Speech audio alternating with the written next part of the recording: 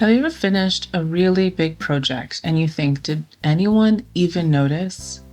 Not in a needy way, just you put in real work, you stayed late, you solved problems nobody asked you to solve.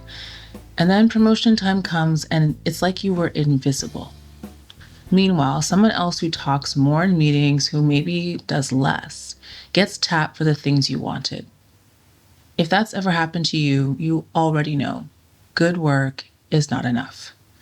And now we've added AI to the mix, which makes a lot of people wonder, if this tool can do the work, will anyone still see me? Today, we're talking about the untold rules of visibility at work, how to document your progress, build confidence from your own receipts, and also how managers can create a culture where good work doesn't stay invisible. And we're going to talk about how visibility becomes even more important in the age of AI. Not as panic, but so you have a bit of protection, a way to show the value that only you bring. And we're also going to talk, of course, about the generational stuff too. I'm Yahima. This is Handled by the Y Variable, the show where we bridge generations in the workplace with strategy that sticks. Each week, we translate the untold rules of work into actionable insights, real challenges between managers and early career talent. No buzzwords, no generic advice, just practical frameworks that actually work for both sides. And if this is the first time you're watching or listening, I'd love it if you liked, subscribed, and commented on this episode, whether you're watching on YouTube or listening to the podcast. So before we get into sort of how to do all of this, let's do what we always do here, which is translating across the gap. So let's talk about maybe what Gen Z wishes managers knew about visibility. Like many people who are early career, they were taught that bragging isn't a good thing, that your work should speak for itself, that if you do a good job, people will notice. Obviously, they're not trying to be invisible, but maybe they don't know how they're supposed to make themselves seen. And now with AI in the picture, they're worried that if they use ChatGPT, people will think that they're lazy or they're cheating. Now, here's what managers wish maybe Gen Z knew about visibility. They're managing 8 to 12 people, they're in back to back meetings, they don't see everything you do. And if you don't tell them, managers are not going to know. And it's not because they don't care, it's just that there's a volume of information that they're dealing with that's really massive. So they need you to help them to see your contributions. And look, regarding AI, not every manager necessarily thinks it's cheating, but they want to know that you're using the tools thoughtfully. You're not just handing everything over to a chatbot. And here's the truth both sides need to hear. In school, you were rewarded for putting your head down, doing the work, handing it in, and your GPA was proof. You didn't have to promote yourself because the system did it for you. But at work, there isn't a GPA. There are projects, emails, meetings, decisions, and a million opportunities for great work to disappear. So if your whole identity is, I do good work and I keep my head down, well, that's a real risk to your career, not a strength. And look, it doesn't mean you have to turn into a walking billboard. It just means you need to adopt a new mindset. Doing the work is the floor, it's the base. But making your impact visible to yourself and to others, well, that's part of the job. And look, that mindset shift is not just for Gen Z. A lot of Gen X and boomers were also raised on that keep your head down, good things will come. But the workplace has changed, the volume of work has changed as well. And so you need to be really intentional about being visible. So, how do you do this without feeling fake or like you're a big bragger? So, I want to introduce a really simple loop that you can build into your work week. Document, distill, deliver. But before I explain, I am going to share a little story about someone named Maya. So, Maya worked on a huge client pitch. She did the research, she built the deck, she coordinated schedules across 3 time zones. The pitch went perfectly. But in a debrief meeting, her manager said, "Great job, team." 2 months later, Maya applied for promotion. Her manager said, "Look, I just don't think you're ready. I haven't seen anything strategic from you." And inside, Maya is furious because she's thinking, look, I did the entire pitch. She finally tells her manager that she literally ran that entire pitch. And her manager's confused. He's like, I don't know. I didn't know that. I thought that was a team effort. Now, here's what Maya didn't do in this situation. She didn't keep receipts. She didn't name her contributions in the debrief. She assumed that her work would speak for itself. And it didn't. 6 months later, after having conversations with her, Maya is starting to track her wins. In her next review, you know what she did? She walked in with a one-pager that outlined all of the things that she worked on and what her input was. Leading a client pitch, the departments she coordinated, how much the contract was worth, reports that she streamlined, the fact that she mentored and onboarded some junior team members. Her manager had no idea that this was all the stuff that she was doing. And there was that gap in terms of visibility, but she fixed it. So we'll break down what she did. The first one was to document. She kept the receipts. And this is where a lot of people fall off. They do great work and they assume their memory will be enough. But guess what? When performance review comes, at the end of the year, you have forgotten what you've done. So you need to record your wins. And this could be super simple. It could just be a note on your phone. It could be a page in Notion, or you have a Google Doc, or a physical notebook if you like to write these things out. So every time you solve a messy problem, or you get a compliment from a client, maybe you save time or money for the team, you've supported a colleague through something really tough, or you've contributed a new idea that actually gets implemented, just drop a little note. What was the situation? What did you do? What changed? What was your impact? It doesn't have to be, this big, beautiful thing. It's just a running note that you are maintaining. And look, if you did use AI, and I'm assuming that you're in a workplace where you're allowed to use AI, so maybe you used AI to draft initial outline, but what was unique was that you restructured it, you fact-checked it, you customized it for the client. We'll come back to this a bit later in terms of why this matters. And so the second part of this framework is to distill. Turn your tasks into impact. Every few weeks, just look at the things that you've been doing here. Is there a through line? Is there a pattern that keeps showing up? Are you the person who's the calm in the crisis? Do you organize chaos? Are you the one that clients always ask for? You're going to have evidence, and this is also going to help you to grow in confidence. It's not just, I'm kind of good at this. You're going to have clear examples from the last several months that will show what your strengths are. And look, I have to say, this is especially important if you come from a culture or a family or a background where maybe you were taught not to boast. But by distilling this list, having this list, you're just being truthful about your contributions. You're not bragging.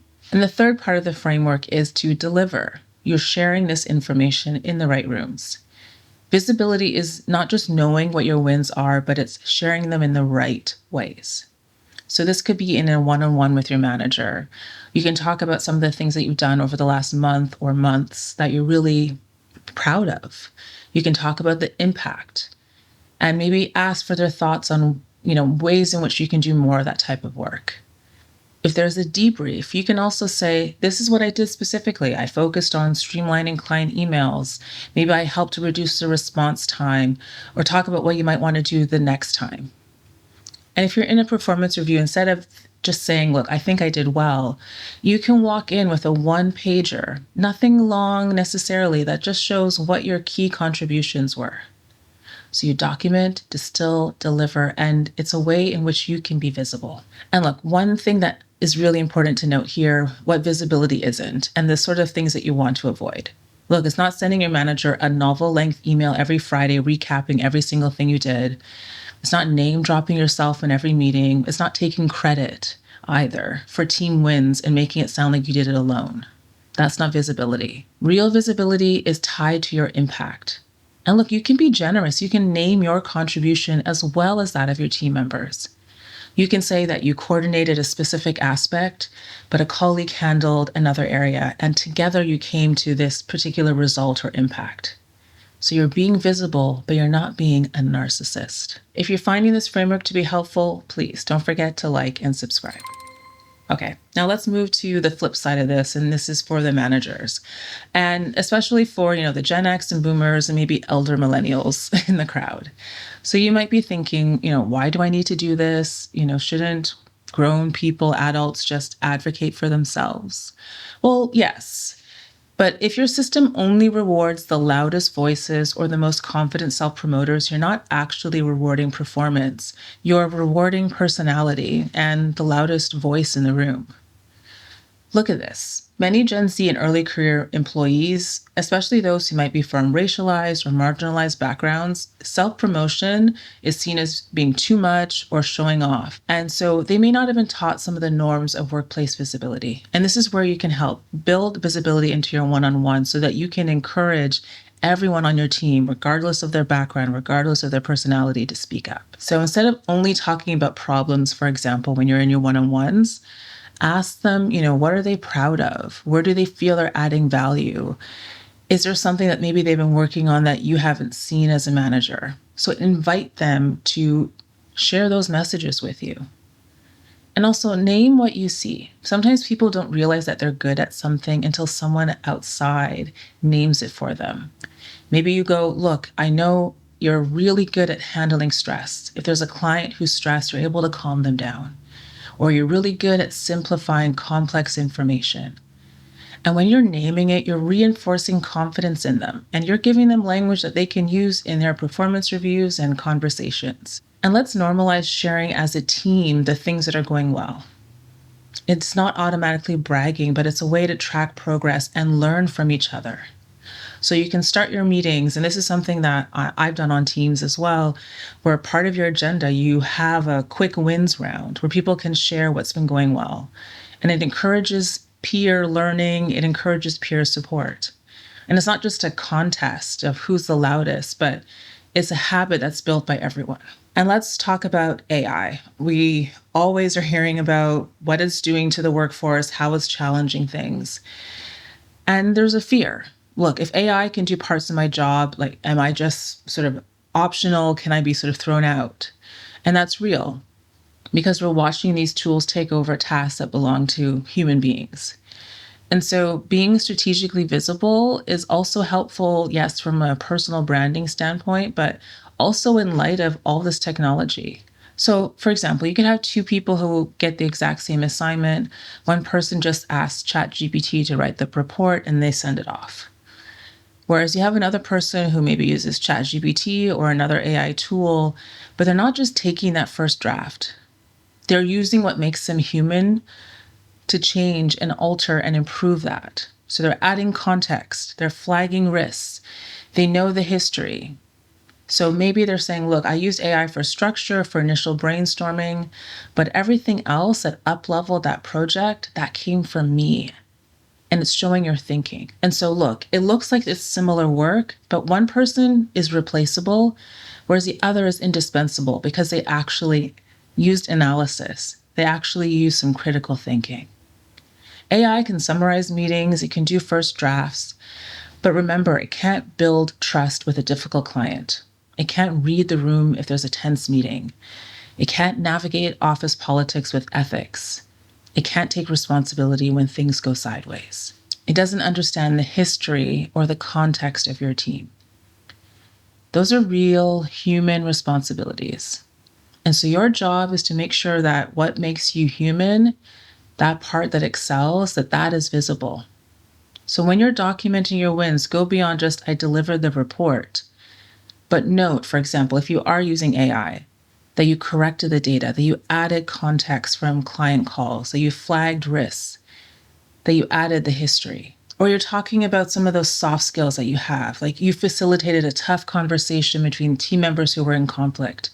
And we came together and we created a new workflow and we're working much better as a team. Or maybe you facilitated a really tough conversation between two team members. This has nothing to do with AI. This is just those soft skills. And as a result of your intervention, you were able to reduce mistakes on your team. You're more cohesive. So you're showing, you can use tools, but also what you bring is leadership skills, relationship skills. For managers, this matters too. And look, when you're looking at someone's performance, if you're in a management role, it's not just did they finish the task, but look at what uniquely human value did they add. Look, workplaces are going to be more AI heavy, of course, and we shouldn't pretend that AI doesn't exist, but we also just don't want to hand over everything to it. It's about the impact that you can make. Being able to be clear about that protects you from just being seen as some interchangeable resource. Now let's layer a little bit of the generational piece that I mentioned at the outset. You might be early in your career. Again, you're worried if I talk about my wins, I'm going to look arrogant. Or if I say I'm using AI, my manager is going to think I'm cheating. And look, some older managers might also worry too, that there might be a level of entitlement or leaning too much on these tools and losing quality and craftsmanship. But underneath all of those perspectives is the same fear. Will I be judged for how I show up in this new world of work? And I just want to say this, regardless of where you are on the generational line, visibility isn't vanity, it's information. So if you're early in your career, it's all about how you communicate your growth and your readiness for more responsibility. Whatever tools are out there, whether it's AI or something else, it's about using it wisely. And managers, visibility is also how you make fairer decisions. So hopefully you're getting information from your employees, but you're also proactively getting out there so you can get more accurate information about the people on your team, not just from who's loudest, not just from the person who's always in your face. Let's just finish off with some really concrete actions. If you're an early career professional, just one thing I want you to do is to start that receipts list. Schedule a little bit of time each week. It can be 5, 10, 15 minutes. And just ask yourself, what did I contribute? Is there anything that changed because I was here? With all the tools that are out there, what did I add on top? What was the value that I provided? And practice just writing that out, saying it out loud, so that it becomes natural to actually talk about the ways in which you were visible in the office. And if you're a manager, make sure that you take that time to ask those questions. What's something that your employee has done that maybe you're not aware of, but you should be aware of? Proactively ask that question. And ask as well, look, if they are using these tools that are out there, what did they do differently here? What did they add? And if you're part of a team, include those wins and lessons in your agendas when you're meeting together as a team. And explicitly tell your team your stance, your position. Just say, look, I don't see everything that you do, but when you tell me where you provided impact, where you've offered results, it helps me to see you better. And look, here's the thing that maybe nobody really wants to say out loud. Look, in 5 years, AI is probably going to be able to do more of what we describe as work today. So the question isn't, will AI replace me? It's more about what part of me is really valuable, that's distinctly mine, that I can name and prove. It's about having enough knowledge about yourself to protect you. And look, when you're building reflection and tracking into your work, you're not just creating a better performance review, you're also building a record of your growth. You can go back, you have proof as to what your strengths are. And that's going to bring real confidence as well. That's not something another tool or platform can do. And when we commit to this, whether you're a manager or an employee, we get workplaces where people are seen and they're not just used or easily replaced. If this episode gave you maybe a new way to think about visibility at work, especially in a period of great change, I'd love to hear from you. If you're a manager who's ready to build more honest culture of recognition, I'd love to hear from you. Please comment. So if you're watching on YouTube, hit the like and subscribe button so you don't miss the next episode. If you're listening on the podcast, leave a quick rating or review. It really helps to reach more leaders and early career professionals. So until next time, remember your work matters. Let's make sure it gets seen and handled.